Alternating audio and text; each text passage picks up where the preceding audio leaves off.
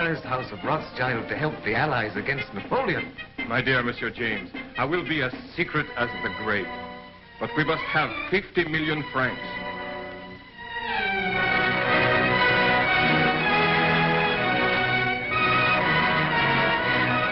Your visit honors our house, Count Ladras. Quite aware of that Ansel Rothschild. I wish no one to hear of it. Only necessity brings me here. The armies of Napoleon are already in Prussia. We've got to have 5 million gulden. Drive them out. I will consult my brother. Ah, that's nonsense. It is an unbreakable rule, Your Excellency. The House of Rothschild never participates in a deal of this importance without the approval of all the partners. When that is impossible, my brother Nathan in London is permitted to make a decision.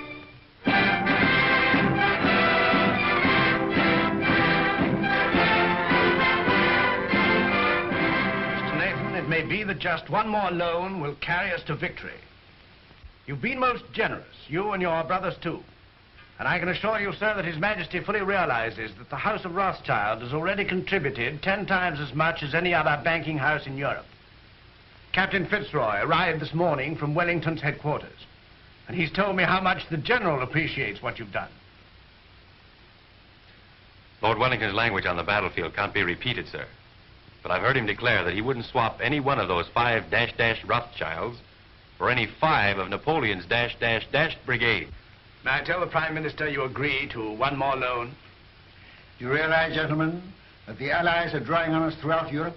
It's money that wins wars. It's money that makes wars. With £5 million, we can hold Napoleon at bay. Mr. Harris, tell the Prime Minister I decline to raise £5 million to keep the Allies fighting Napoleon. I'm sorry. But you can tell Lord Wellington that the 5 -- Rothschilds will let him have 10 million if he'll guarantee to smash Napoleon. Oh, excuse my hat, gentlemen.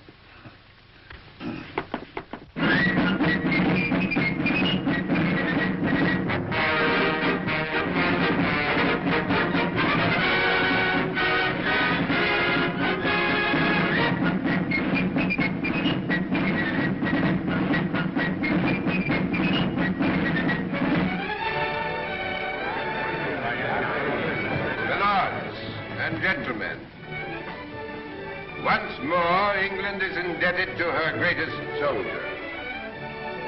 It is my privilege as Prime Minister to thank him on behalf of England for his glorious achievement. We rejoice at your safe return. My lords and gentlemen, charge your glasses. I give you a toast. His Grace, the Duke of Wellington.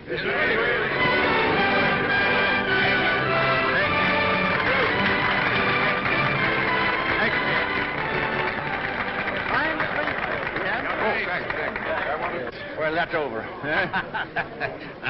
Empty.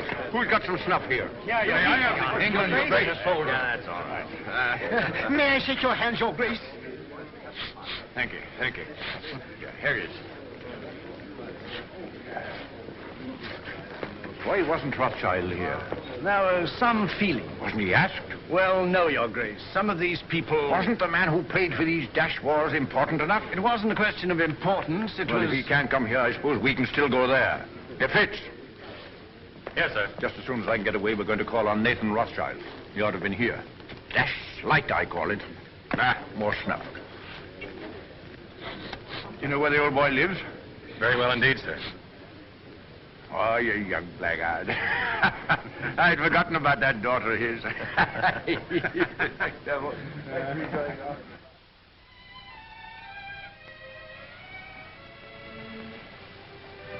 Darling. No, I'm not sorry.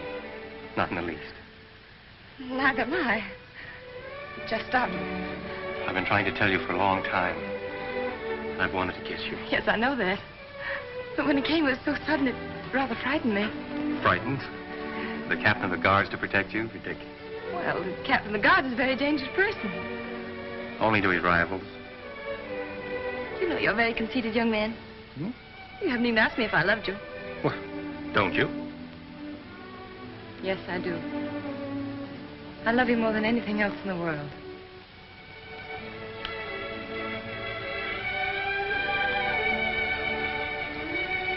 And then tonight, after I tuck the Duke into bed, I'll call on your father. My speech to him is all ready. I've rehearsed it not less than 1,000 times. To trees at night, to guns, even to horses. I haven't gotten a refusal yet. I'm afraid it's not as simple as that. Some of those horses were pretty difficult customers. It's no use, darling. You're just dodging the real reason. You're being sweet and thoughtful again. But you're not making me forget that you're a Gentile and I'm a Jewess. Think of the shock to our families. This is no longer a family matter. Spitz and Julie.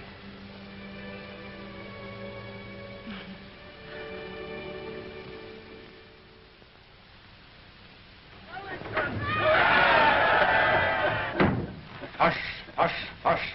I've had that crowd at me heels all day. If they had any sense, it's you they'd be following around, not me. Oh, we Rothschilds have had just as big crowds following at our heels in Frankfurt, but not with cheers. Well, I'll cheer for you, gladly. And I hope one day Europe will realize she owes you something more than money. Well, my father was a man of peace. He told us never to loan money to make wars, always to end them. And that's been our principle. Everybody knows that and respects you for it. No, Your Grace, they don't know it. And they don't respect us. Our bankers are jealous of us. The man in the street thinks we're just Sherlocks. And Europe hides its head for shame because it borrows from the Jews. I suppose you know it's that Prussian fellow, Count Lederans, that's responsible for that rot. I know. He hates me and all my race. He's a proper jackass, Rothschild. And he ought to be hanged. I must admit that the same happy thought has occurred to me more than once. You know, it's a danger having a man like that in authority. Always making enemies. Well, yes, that's a danger.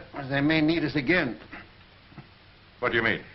Well, perhaps we're not out of the woods yet. Why, Napoleon's scotched. Napoleon's in exile, but he's not dead. As good as dead, Rothschild. As good as dead. Ah, perhaps.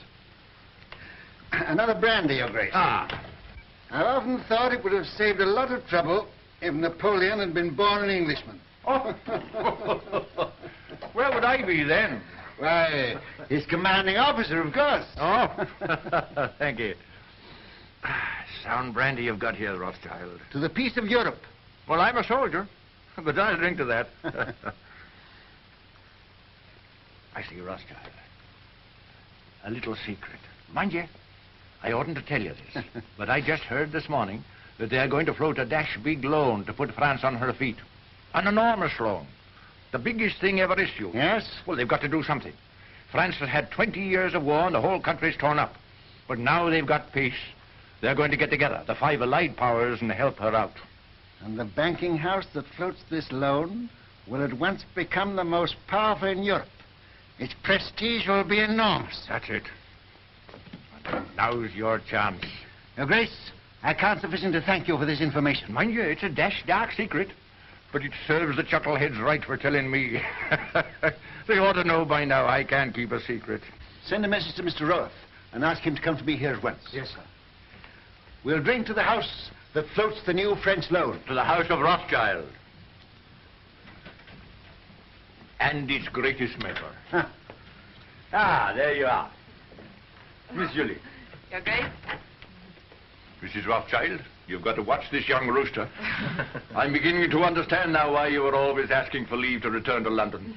Now that you do understand, I trust you'll let him come more often. It's against the regulation. Oh? I only saw Julie 5 times, sir. And once when you sent him with the dispatches to the Prime Minister, Julie was waiting for him at the corner of Downing Street.